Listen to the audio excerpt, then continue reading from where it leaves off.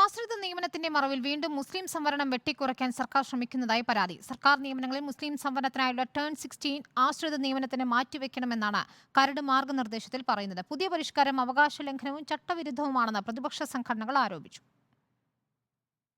സർക്കാർ സർവീസിലിരിക്കെ മരിക്കുന്ന ജീവനക്കാരുടെ ആശ്രിതർക്ക് നിയമനം നൽകുന്നതുമായി ബന്ധപ്പെട്ട് സർക്കാർ ഈ മാസം 2-ന് പുറത്തിറക്കിയ മാർഗനിർദ്ദേശങ്ങളിലാണ് മുസ്ലിം സംവരണം അട്ടിമറിക്കുന്ന നിർദ്ദേശങ്ങൾ ഉൾക്കൊള്ളിച്ചതായി പരാതി ഉയർന്നിരിക്കുന്നത്.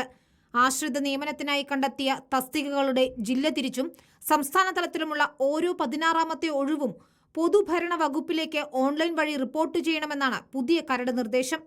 ഇത് നടപ്പിലായാൽ ഭിന്നശേഷി ആശ്രിത നിയമനങ്ങളുടെ പേരിൽ എല്ലാ സർക്കാർ നിയമനങ്ങളിലും മുസ്ലിം സംവരണം 3% കുറയും. ഫലത്തിൽ മുസ്ലിം സമുദായത്തിന് അർഹതപ്പെട്ട 10-12% സംവരണം 7-9% ചുരുങ്ങുമെന്നാണ് പരാതി. നഷ്ടപ്പെടില്ല സംവരണം എന്ന് പറയുന്നുണ്ടെങ്കിലും സത്യത്തിൽ ഈ തീരുമാനം നടപ്പിലാക്കുകയാണെങ്കിൽ 16, 26, 76 ടേണുകൾ മുസ്ലിം സമുദായത്തിൻ്റെ സംവരണത്തിൽ നിന്ന് നഷ്ടപ്പെടും. സ്വാഭാവികമായും 12% സംവരണം 9 ചുരുങ്ങുന്ന വിധത്തിലാണ്.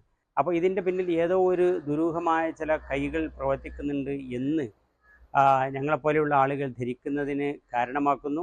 തീർച്ചയായിട്ടും ഇതിൽ അടിയന്തരമായി ഇടപെട്ട് ഈ മുസ്ലിം സമുദായത്തിൻ്റെ സംവരണ ടേണുകളിൽ തന്നെ മാത്രം ഇങ്ങനെ തീരുമാനമെടുത്ത് ഭരണപരിഷ്കാര കമ്മിറ്റി ആണെങ്കിലും സാമൂഹ്യനീതി വകുപ്പാണെങ്കിലും ശരി, ഈ രീതി തന്നെ തീരുമാനമെടുത്ത് പോകുമ്പോൾ ഇതിൻ്റെ പിന്നിൽ എന്തോ ഒരു ഗൂഢശക്തികൾ പ്രവർത്തിക്കുന്നുണ്ട് എന്ന് വേണം കരുതാൻ. ഭിന്നശേഷി സംവരണം നടപ്പാക്കാൻ സർക്കാർ 2% മുസ്ലിം സംവരണം വെട്ടിക്കുറച്ച് ഉത്തരവിറക്കിയതിന് പിന്നാലെയാണ് 1% കൂടി വെട്ടിക്കുറയ്ക്കാൻ കരട് തയ്യാറാക്കിയിരിക്കുന്നതെന്നാണ് മുസ്ലിം ലീഗ് ഉൾപ്പെടെയുള്ള സംഘടനകളുടെ ആരോപണം.